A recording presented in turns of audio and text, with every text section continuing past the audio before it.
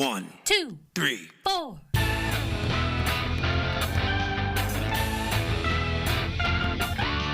Monster movie. Fun time, go! Monster movie. Fun time, go. Monster Movie. Fun time. Go! Monster movie. Fun time, go. With Precious D and Honey Bee. Fun time, go!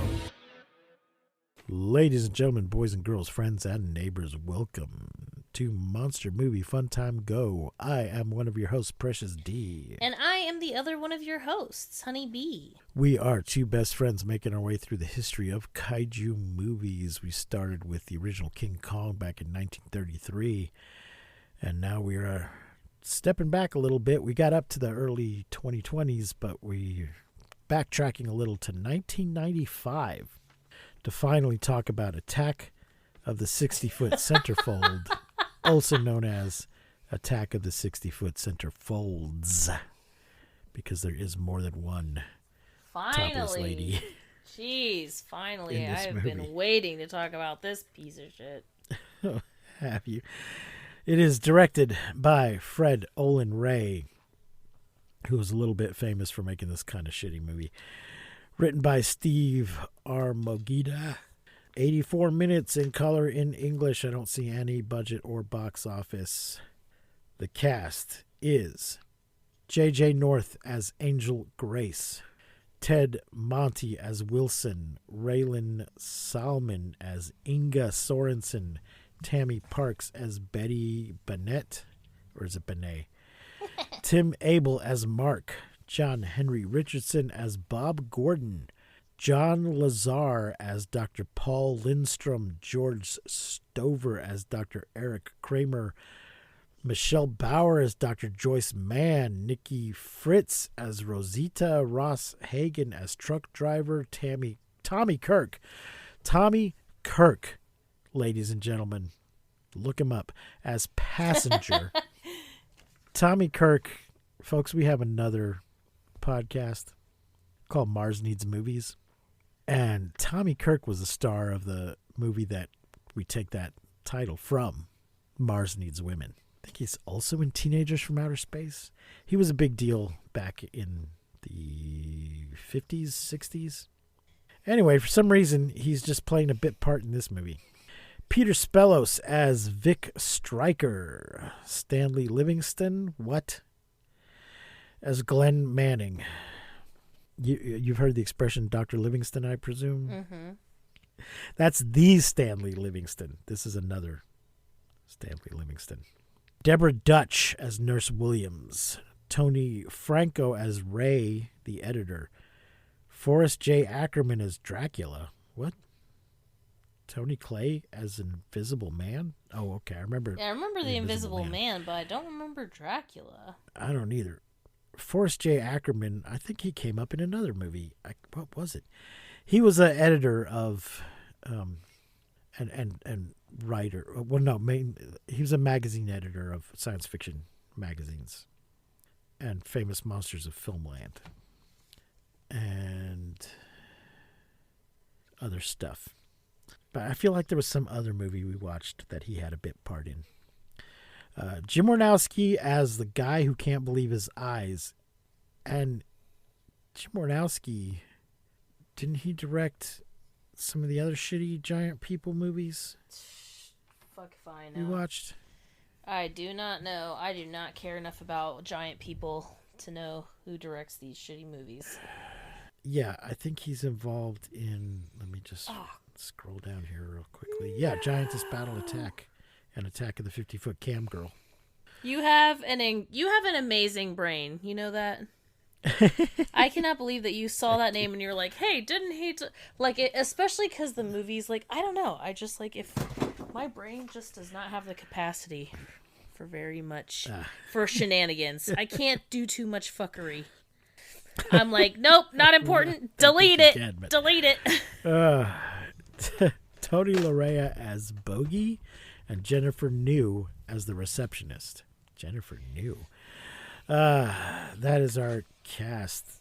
Honeybee, what are your thoughts and feelings about Attack of the 60-Foot Centerfold? Oh, God. I mean, you know, This is very what would like the Giantess Attacks movie, the Giantess. Yeah. It's very like that. Yeah. Maybe it's the acting is maybe a little bit better in this movie than in those movies, but Yeah. the quality is a little bit better. I was happy to see boobies. I love boobies. We got a lot of boobies in this movie. But yeah, I hated it. Not Oh, it's not good. It's not good. And it's not even that sexy, even though there are a lot of boobies. I mean, it's definitely not it's not a full-blown porno. It's got a lot of toplessness, but Yeah. I don't think there's not really any simulated sex in it or anything like that. Well, okay, but a guy does drug a girl and then gets on top of her, so... Yeah. I mean, it's not great. It's distributed by New Line Cinema. What? I was also a little shocked to find out this was from 1995. I think I just thought it was a much older movie. I will say... I actually have a summary from Wikipedia. Oh, really? I'm surprised. I'm really surprised. I know. Does it just say titties? No. Like no, it's 79 quite low. Okay, well, that's great. It's very detailed. I really liked, I will say something I really liked about this movie is the giant rat. The giant rat puppet, and then like the little rat fingers turning off the light switch. Adorable. And I really love the shitty, scary exterminator with the cigar. He was probably the rat was my favorite. Okay, well, titties was my favorite part of the movie, but then like rat is a big second. Okay. So thank you, Wikipedia. Here's the summary. The 3 finalists for Plaything Magazine's Centerfold of the Year, Inga, Betty, and Angel Grace, are at a photo shoot. Betty makes disparaging remarks about Angel's appearance. After the shoot, Angel goes to Dr. Lindstrom's clinic. She took experimental beauty-enhancing drugs previously and now wants to start taking them again. And he has like a before and after picture of her. And the only real difference is that in the before picture, she's just wearing regular clothes. And in the after picture, she's in like lingerie. But she looks perfectly acceptable in the before picture. And I think when it starts wearing off, she just starts getting little bags under her eyes. And I'm like, just put some makeup on, honey, and get some sleep. You don't need whatever this drug is. It was the 90s. It was the 90s when beauty standard was heroin chic. So I guess. Well, none of these girls are that skinny. They're all tiny. You think? Yes, you can literally see Betty's hip bones. Oh, okay. I don't, it's been weeks since I've seen it. Months, maybe even. Dr. Lindstrom warns her that any additional doses could be fatal, but ultimately gives her a case with many vials, cautioning her to take only one a day. Shortly thereafter, Angel, Betty, and Inga go to the Plaything Mansion for a photo shoot to decide who will be the centerfold of the year. There they meet Bob Gordon, the founder of Plaything Magazine. The morning of the photo shoot, Angel oversleeps. This guy has this girlfriend who's also like his servant. But wait, oversleeps is not what happened. The guy, Michael or whatever, the bad guy, Mark, I don't remember his name, drugs her. I don't remember that. Yeah. I mean, I know he tried to hit on all the girls. The photographer. He's a photographer. Yeah, he drugs her, and like she's like taking off her shirt and playing with her boobs. And she's like, I don't think we should be doing this. I'm getting lightheaded. And then all of a sudden she like passes out and he gets on top of her. And then the next scene is her waking up the next morning late for the photo shoot. Oh, good Lord. Yeah, it's disgusting. Anyway, she realizes she didn't take the vial the previous day and wrinkles are starting to form. In an act of desperation, she takes several vials. The overdose then causes her to pass out momentarily. When she reawakens, she has grown 1 to 2 feet taller. Angel is oblivious, even though her high heels and bikini seem smaller. When Angel arrives late to the photo shoot, everyone else notices her sudden height increase. She and the other women begin posing for Mark. Suddenly, Angel faints. Mark, Betty, and Inga go to alert Gordon, while Mark's assistant, Wilson, stays behind. By the time the group returns with Gordon, Angel has grown into a giantess. Sometime afterward, a circus tent is set up for Angel, who is upset at her sudden growth spurt. For some reason, there's like these doctors and shit. I guess we're supposed to be seeing like how the beauty stuff was made. But there's these like doctors and they're like giving this beauty whatever to rats, and the rats are like growing in huge size and one of them has gotten loose. Yeah. Back at the Plaything Mansion, Mark and Gordon plot to make Angel the centerfold, use her size as a major selling point for the magazine, and then turn her over to the government for experimentation. It's a terrible plan. Wilson overhears the conversation and confronts Mark about the plan. Mark shrugs off Wilson's concerns.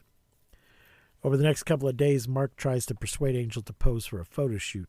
He lies to her, saying that Gordon has arranged for a specialist to come in and help her, and that Dr. Lindstrom cannot be reached. One night, she keeps telling her, call my doctor, he'll know what to do. One night, Wilson sneaks into Angel's tent. He explains that she is being lied to, but she doesn't believe him. He also confesses his love for her. And before this, he orders her 250 cheeseburgers. Yeah. That was really nice. Yes. The next day, Wilson calls Dr. Lindstrom, who agrees to go to the mansion to see Angel. After the call, Wilson and Betty find a rough copy of the next issue of Plaything, promising Plaything's biggest centerfold yet. Betty, furious that Angel's size has seemingly won her the centerfold contest, sneaks into Angel's room. There she finds Angel's beauty enhancement drugs and takes several vials. This girl was my least favorite. Yeah, but, she's she's bitter Betty. She also has the fakest of the breasts, so. Damn. So they were not appealing. Some distance away from the mansion, Mark has convinced Angel to do the photo shoot and is taking pictures of her. Gordon and Wilson join them towards the end of the shoot.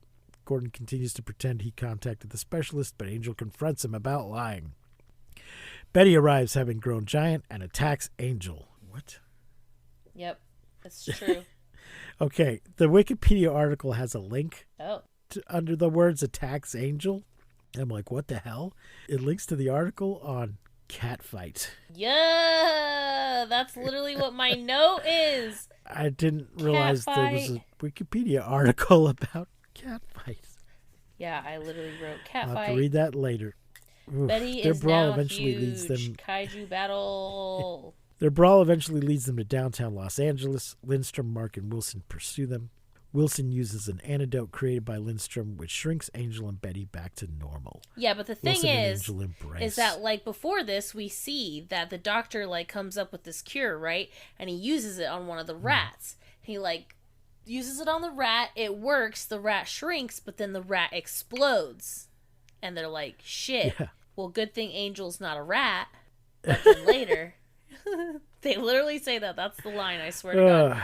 And then later, when they try to use the like cure, somehow it gets one of them. It gets Bitter Betty, but then somehow the needle, which is huge because it's for a giant, is in Gordon's ass.